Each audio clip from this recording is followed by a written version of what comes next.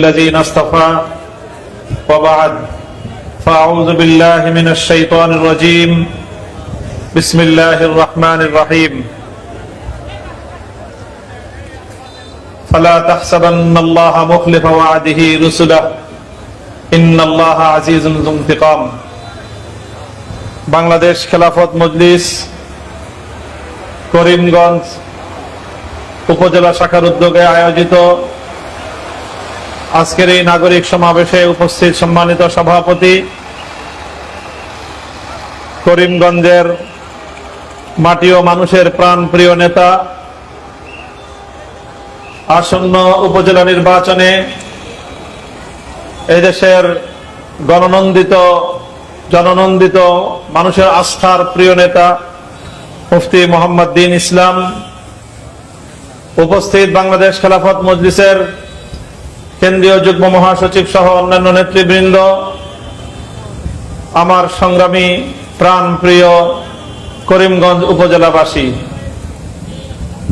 আমরা আজকে বাংলাদেশ খেলাফত মজলিসের পক্ষ থেকে শুধু আপনাদের এই কিশোরগঞ্জের করিমগঞ্জ উপজেলায় নয়, বরং সারা বাংলাদেশে এভাবে নাগরিক সমাবেশ করে যাচ্ছি। আমাদের নাগরিক সমাবেশ করার মূল উদ্দেশ্য দুটি বিষয়ের দাওয়াত এবং দুটি বিষয়ের আওয়াজ বাংলাদেশের প্রতিটি মানুষের কানে কানে, প্রতিটি ঘরে ঘরে পৌঁছে দেয়া। এক নম্বর হলো গণভোটের গণরায় কার্যকর করার মাধ্যমে বাংলাদেশের মানুষের সম্মান এবং মর্যাদা প্রতিষ্ঠা করা। দ্বিতীয় হলো বাংলাদেশের নাগরিকদের যে সকল সংকট প্রাত্যহিক জীবনে, জাতীয় জীবনে তেল, গ্যাস, বিদ্যুৎ সহ নাগরিক জরুরি সেবাগুলো দানে সরকারের অব্যাহত ব্যর্থতার প্রতিবাদে দেশের জনগণকে সচেতন করা এবং সরকারকে ব্যাপারে সতর্ক করা, এটা হলো আমাদের নাগরিক সমাবেশের দ্বিতীয় উদ্দেশ্য। প্রিয় এলাকাবাসী, বর্তমান সরকার ক্ষমতাসীন হয়েছে এখনো 6 মাস পার হয় নাই। দীর্ঘ ফ্যাসিবাদী আমলের বাংলাদেশের মানুষ তাদের ভোটাধিকারের কথা তারা ভুলেই গিয়েছিল। মানুষ মনে করত ভোটের দিন ভোট কেন্দ্র থাকবে কুত্তার দখলে, কুকুর বিড়াল শুয়ে থাকতো, আর কিছু আইন শৃঙ্খলা রক্ষাকারী বাহিনীর সদস্যরা ঝিমাইত, আর এইভাবেই সারা বাংলাদেশে ভোট হতো। কখনো বিনা ভোটের সরকার, কখনো রাতের ভোটের সরকার, কখনো আমি আর ডামি মার্কার নির্বাচনের সরকার। এইভাবেই শেখ হাসিনা বাংলাদেশের মানুষের কাছ থেকে তাদের ভোটাধিকার কেড়ে নিয়ে অন্য আরেকটি দেশের আধিপত্য বাংলাদেশে প্রতিষ্ঠিত করার মাধ্যমে বাংলাদেশের 18 কোটি মানুষের অধিকার এবং সম্মান আর মর্যাদাকে সে ছিনতাই করেছিল। শেখ হাসিনার এই জুলুম, শোষণ, নির্যাতন, খুন, গুম, হত্যাকাণ্ড আর দেশের মানুষের বিরুদ্ধে পরিচালিত তার ফ্যাসিবাদ এবং স্বৈরতন্ত্রকে বাংলাদেশ থেকে বিদায় করা হয়েছে, উৎখাত করা হয়েছে, আক্ষরিক অর্থে বলতে গেলে 1 সাগর রক্তের বিনিময়ে, অজস্র প্রাণের বিনিময়ে, বাংলার দামাল সন্তানদের বুকের তাজা রক্তের বিনিময়ে, হাজারো মায়ের চোখের অশ্রুর বিনিময়ে, হাজারো সন্তান হারা বাবার আর্তচিৎকার এবং হাহাকার এবং আর্তনাদের মাধ্যমে, এই সব কিছুর মাধ্যমে শেখ হাসিনার ফ্যাসিবাদকে উৎখাত করে বাংলাদেশের উপর অপর দেশের আধিপত্যবাদের, ভিন্ন দেশের বাংলাদেশের উপর সাম্রাজ্যবাদী আধিপত্যবাদকে উৎখাত করার মধ্য দিয়ে 2024 সালের 36শে জুলাই যেই নতুন বাংলাদেশ যাত্রা শুরু করেছে, সেই বাংলাদেশকে তার কাঙ্ক্ষিত গন্তব্যে পৌঁছে দেওয়াই আজকে বাংলাদেশ খেলাফত মজলিসের এই নতুন সংগ্রামের লক্ষ্য এবং উদ্দেশ্য। তাই আমরা অনেকেই অনেকে আছেন যাদের মনের মধ্যে একটা প্রশ্ন জাগে যে বর্তমান সরকার মাত্র ক্ষমতায় বসলো, এখনো 6 মাস যায় নাই, এইভাবে আপনারা সারা দেশব্যাপী সরকারের বিরুদ্ধে সভা সমাবেশ করতেছেন, সরকারের বিরুদ্ধে আপনারা বক্তব্য দিচ্ছেন। সরকারকে একটু সময় দেন, সরকারকে একটু সময় দেন। যদি সরকার ব্যর্থ হয় তারপরে আপনারা সভা সমাবেশ এবং সরকারের বিরুদ্ধে বক্তব্য দিয়েন। এই কথাটা অনেকেই বলেন, কথা ঠিক কিনা? দেখেন, আমরাও এটাই চাই। এই সরকার, আমরা যদিও প্রতিদ্বন্দ্বিতা করেছি সরকারের সাথে, সরকার ক্ষমতায় এসেছে, ক্ষমতায় আসতে গিয়ে আমাদের সঙ্গে অনেক ধরনের অত্যাচার এবং অন্যায় করা হয়েছে। রাত 8টা এবং 9টা পর্যন্ত ভোটের ফলাফল একদিকে ছিল, তারপরে ঘন্টা 2 সারা দেশের প্রায় সকল ভোট কেন্দ্রগুলোর, প্রায় সকল আসনগুলোর নির্বাচনী ফলাফল স্থগিত করে দিয়ে 2 ঘন্টা পর থেকে ফলাফলের গতি পাল্টে দেওয়া হয়েছে। এরপরে যেদিকে যাচ্ছিল, রওনা হচ্ছিল, ইলেকশনের গতি সম্পূর্ণ তার বিপরীত দিকে গিয়ে 2/3 মেজরিটি নিয়ে বর্তমান সরকার ক্ষমতায় অধিষ্ঠিত হয়েছে। এগুলো নিয়ে আমরা কথা বলি না, যদিও এগুলো আমাদের কথা বলার অধিকার ছিল। 15 বছর পর বাংলাদেশের মানুষ স্বপ্ন দেখেছিল তারা যাদেরকে ভোট দিবে তারাই জনপ্রতিনিধি হয়ে জাতীয় সংসদে প্রতিনিধিত্ব করবে, কিন্তু ইলেকশন ইঞ্জিনিয়ারিং এর মাধ্যমে জনগণের সেই প্রত্যাশাকে, জনগণের সেই অভিপ্রায়কে বানচাল করে দেওয়া হয়েছে। এরপরেও আমরা সরকারকে সমর্থন, সরকারকে আমরা সহযোগিতা করার সম্পূর্ণ ইচ্ছা এবং অভিপ্রায় নিয়েই আমরা নতুন সরকার যাত্রা শুরু করবে, আমরাও সেইভাবেই কাজ শুরু করেছিলাম। কিন্তু দুঃখজনক বিষয় হলো এই, সরকার তার প্রথম যাত্রাটাই শুরু করেছে দেশের জনগণের সঙ্গে গাদ্দারি আর বিশ্বাসঘাতকতার মধ্যে। বলবেন সরকার কি গাদ্দারি করলো, কি বিশ্বাসঘাতকতা করলো? পরিষ্কার দেখেন, আপনারা 2026 সালের 12ই ফেব্রুয়ারি নির্বাচনে ভোট দিয়েছেন, আপনারা ভোট দিয়েছেন। আচ্ছা, এবারের নির্বাচনে আপনারা কয়টা করে ভোট দিয়েছেন? আপনাদের কাছে কয়টা ব্যালট দেওয়া হয়েছে? 2টা ব্যালট দেওয়া হলো। একটা ব্যালট ছিল সংসদ নির্বাচনের ব্যালট, আরেকটা ব্যালট ছিল গণভোটের ব্যালট। দেশের মানুষ সংসদ নির্বাচনের ব্যালটে কেউ ধানের শীষে, কেউ রিকশায়, কেউ শাপলাকলিতে, কেউ হাত পাখায়, কেউ দাড়িপাল্লায়, নানাজন নানা প্রতীকে ভোট দিয়েছেন। আর গণভোটের যেই ব্যালট ছিল সেই ব্যালটে প্রায় 70% মানুষ হ্যাঁ ব্যালটে সিল মেরেছে, আর 30% মানুষ না ব্যালটে সিল মেরেছে। কথা পরিষ্কার? তাহলে 2টা নির্বাচন হলো একই দিনে, 2টা নির্বাচন হলো একটা নির্বাচন কমিশনের তফসিলের মাধ্যমে, 2টা নির্বাচন হলো একটা দেশে একই সঙ্গে। 2 নির্বাচন হওয়ার পর ফলাফল কি দাঁড়ালো? একটা নির্বাচনে 50% ভোট লাভ করে বিএনপি যেভাবেই হোক 50% ভোট গণনা করে তারা তাদের হিসাবে 50% ভোট দেখিয়েছে। তারা 200-র বেশি আসনে জয়লাভ করেছে, তারা সংসদ সদস্য নির্বাচিত হলো। 50% ভোট পেয়ে বিএনপি সরকার গঠন করলো। তো সেই 50% ভোট, 200 আসনের ভোট, এটা বৈধ হলো, এটা ভালো লাগলো, এটাতে খুব খুশি হলেন। কিন্তু অপরদিকে 70% মানুষ গণভোটে হা বাক্সে ভোট দিল, সেই ভোটটা নাকি অবৈধ হয়ে গেল। তো একই দিনে একই মায়ের গর্ভ থেকে 2 সন্তান জন্ম নিল, এক সন্তান যদি হারামজাদা হয় আর এক সন্তান হালালজাদা হয় কিভাবে? প্রশ্ন আমাদের সেই জায়গায়। বাংলাদেশের 70% মানুষের গণভোটের রায়কে যদি তোমরা এভাবেই অসম্মান আর অপমান করতে থাকো, বাংলাদেশের 70% মানুষের সম্মান এবং মর্যাদা রক্ষা করার জন্য আমাদেরকে লড়াইয়ের মাঠে নামতে হবে।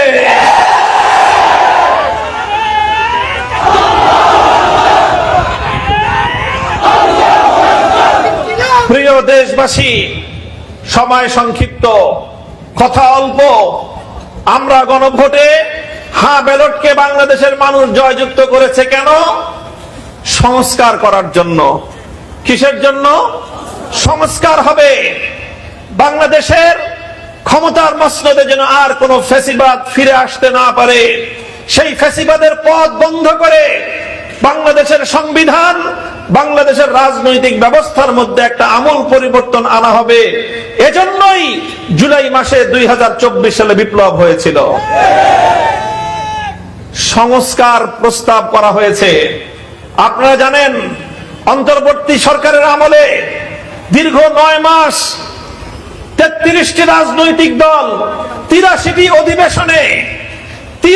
অধিবেশন করে 33টি রাজনৈতিক দল 9 মাস জুড়ে জাতীয় ঐক্যমত্য কমিশনে একটা সনদ প্রণয়ন করেছিল। সেই সনদটার নাম হলো জুলাই সনদ। সেই জুলাই সনদ বাস্তবায়নের জন্যই গণভোট হয়েছে। আর এদেশের 70% মানুষ সেই জুলাই সনদের পক্ষেই ভোট দিয়েছে এবং রায় দিয়েছে। বলবেন এই জুলাই সনদ বাস্তবায়ন হলে কি হবে? জুলাই সনদ বাস্তবায়ন হলে বাংলাদেশে আর ফ্যাসিবাদের জন্ম হবে না। আর যদি জুলাই সনদ বাস্তবায়ন না হয়, বর্তমান সরকার যেভাবে বর্তমান এই সংবিধানকেই বহাল রেখে আগামীর বাংলাদেশকে পরিচালনা করতে চাচ্ছে, আমাদের অভিজ্ঞতা হলো এই, শেখ হাসিনা একদিনে জন্ম নেয় নাই, বরং এই সংবিধানের বৈষম্যমূলক ব্যবস্থাই শেখ হাসিনাকে ফ্যাসিবাদী হাসিনা বানিয়েছিল। যদি এভাবেই চলতে থাকে, তাহলে বর্তমান বিদ্যমান এই বৈষম্যমূলক ব্যবস্থা তারেক জিয়াকেও একদিন ফ্যাসিবাদী বানিয়ে দেবে। তাই আমরা শহীদ প্রেসিডেন্ট জিয়াউর রহমানের প্রতি ভালোবাসা রাখি, বেগম খালেদা জিয়ার প্রতি ভালোবাসা রাখি, আমরা আন্তরিকতা রাখি। আর সে কারণে আমরা চাই না যে তারেক জিয়া নতুন করে আরেক শেখ হাসিনা পরিণত হোক। এজন্য জুলাই সনদে যে সকল মৌলিক প্রস্তাবগুলো করা হয়েছে, সেই প্রস্তাবগুলো যদি বাস্তবায়ন করা হয়, ফ্যাসিবাদের পথ বন্ধ হবে। জুলাই সনদে 4টা মৌলিক পরিবর্তনের প্রস্তাব রয়েছে। 1 নম্বর পরিবর্তন হলো, বর্তমানে সকল ক্ষমতা একমাত্র প্রধানমন্ত্রীর হাতে কুক্ষিগত করা হয়েছে। জুলাই সনদে সেই ক্ষমতার কিছুটা রাষ্ট্রপতিকে দেওয়া হয়েছে, সেই ক্ষমতার কিছুটা বিচার বিভাগ সংক্রান্ত ক্ষমতাগুলো প্রধান বিচারপতির হাতে দেওয়া হয়েছে। বর্তমানে প্রধানমন্ত্রী বিচারপতি, বিচারালয় এবং বিচার অঙ্গনকে নিয়ন্ত্রণ করার কারণে প্রধান বিচারপতিও প্রধানমন্ত্রীর আজ্ঞাবাহী হওয়া ছাড়া কোনো উপায় থাকে না। এই জন্য নতুন প্রস্তাবনায় এমন কিছু করা হয়েছে, এমন কিছু প্রস্তাব আনা হয়েছে যাতে বিচার অঙ্গন, যাতে বিচার বিভাগ স্বাধীন হয়। প্রধান বিচারপতি যেন প্রধানমন্ত্রীর আজ্ঞাবাহী চাটুকার কোন ব্যক্তি যেন প্রধান বিচারপতি না হয়। এটা হলো 2 নম্বর। আর 3 নম্বর আরেকটা প্রস্তাব আছে মৌলিক, সেটা হলো পাবলিক সার্ভিস কমিশন। আপনারা জানেন যে সরকারি নিয়োগ হয়, সরকারি চাকরি হয়, তারপরে সরকারি চাকরি থেকেই দেশের প্রশাসনের সমস্ত কর্মকর্তারা ধীরে ধীরে সেখান থেকে প্রমোশন পায়। কথা ঠিক কিনা? আমাদের দেশের একটা অন্যতম সমস্যা হবে এই, যেই দল ক্ষমতায় আসে সেই দল তার দলীয় নেতা কর্মী পান্ডা গুন্ডাদেরকেই রাষ্ট্রের গুরুত্বপূর্ণ জায়গাগুলোতে তারা সেখানে নিয়োগ দান করে। এই জন্য আমরা দেখেছি বিগত ফ্যাসিবাদী শেখ হাসিনার আমলে দেশের জনগণের বন্ধু প্রতিষ্ঠান, জনগণের জানমালের নিরাপত্তা দেওয়ার জন্য নিয়োজিত প্রতিষ্ঠান, পুলিশ বাহিনী আর রাষ্ট্রের জনগণের কল্যাণে ভূমিকা পালন করতে পারত না। বরং পুলিশের অবস্থা কি হয়েছিল? আওয়ামী লীগ, যুবলীগ, ছাত্রলীগের পরে আরেক লীগ হয়েছিল পুলিশ লীগ। আমরা আর কোনদিন এভাবে চাই না যে এখন আগামী দিনে জাতীয়তাবাদী দল, যুব দল, ছাত্র দলের পরে পুলিশ দল হবে, সেটা আমরা দেখতে চাই না।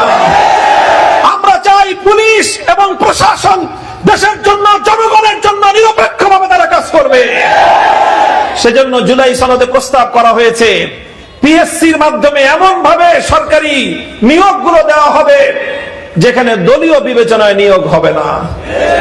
এইভাবে একটার পর একটা প্রস্তাবনা সর্বশেষ হলো আরেকটা প্রস্তাবনা হলো, তত্ত্বাবধায়ক সরকার যখন হবে, একটা নির্বাচিত সরকারের ক্ষমতার মেয়াদ শেষে সেই তত্ত্বাবধায়ক সরকার যেন কোন দলীয় আধিপত্যবাদের শিকার না হয়, সেই তত্ত্বাবধায়ক সরকারের উপর যেন কোন দলের আধিপত্য না থাকে।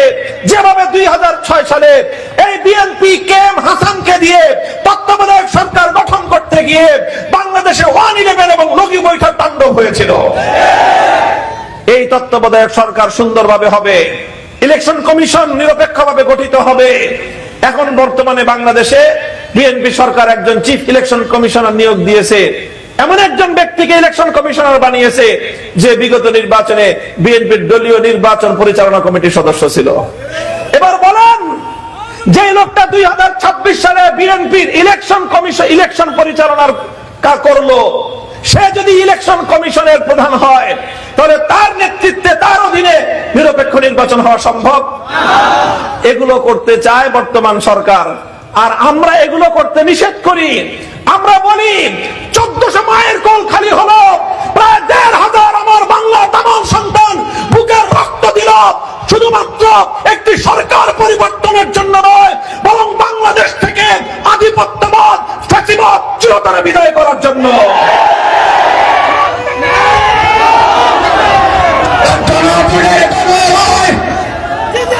সংগ্রামী সাথী ও বন্ধুগণ, স্লোগান দেওয়ার সময় নাই, কথা খুব সংক্ষিপ্ত। আমি জুলাই কেন আমাদের লড়াই একটা বই লিখেছি, সেই বইটার মধ্যে আপনারা দেখবেন একটা চ্যাপ্টার আছে, একটা টেবিল দেওয়া আছে, একটা ছক দেওয়া আছে। সেই ছকের মধ্যে আমরা দেখিয়েছি 13টা প্রস্তাব গুরুত্বপূর্ণ। কয়টা? 13টা প্রস্তাব, যেগুলোর মাধ্যমে বাংলাদেশের আগামী দিনের সংস্কার হওয়া সম্ভব, যেগুলোর মাধ্যমে সংবিধান পরিবর্তন হওয়া সম্ভব। সেই 13টার মধ্যে 10টার মধ্যে বিএনপি দ্বিমত পোষণ করে।